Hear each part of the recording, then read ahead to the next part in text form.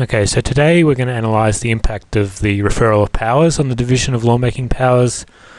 So again, the structure for this question, it's an analyse question.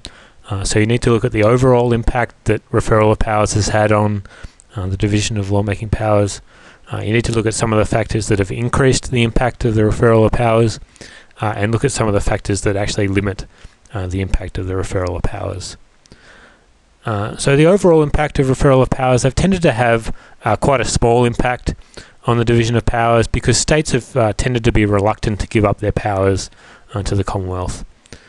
Some of the factors, though, that do increase the impact of the referral of powers is that it's quite easy to achieve referral of powers. As the only thing that needs to happen is that the state and the Commonwealth parliaments need to just pass a law referring the power. So the state parliament passes a law saying that they're going to refer the power, and then the Commonwealth Parliament passes a law accepting the power from the states.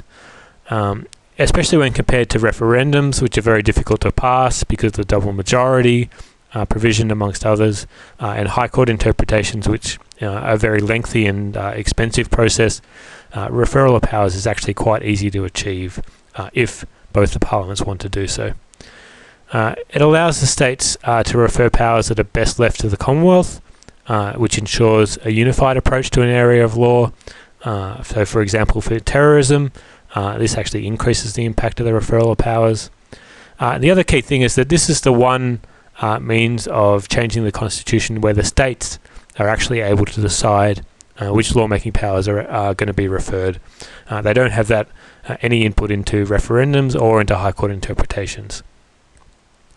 Some of the factors that limit the impact of the referral of powers, really states are generally reluctant to hand over their power to the Commonwealth. They don't like to give up areas of power unless they really have to. And again, it's another way of centralising lawmaking and reducing the lawmaking power of the states. So again, the states are quite reluctant to do so. The states, rather than referring their powers to the Commonwealth and losing that power, they can instead just agree to pass uniform laws. So each state just passes the exact same law without them having to lose their lawmaking powers through referral. So they tend to try to do it that way if they can. And it's also not really clear whether referred powers, if they've been referred to the Commonwealth, whether they then become exclusive to the Commonwealth or if they're held concurrently and shared between the states and the Commonwealth. And it's also not really clear whether the states can take the referred powers back from the Commonwealth at a later date if they choose to do so. There's a bit of ambiguity about this section of the Constitution, and again, that's tended to reduce the impact because the states tend to be reluctant to refer their powers. And that's it.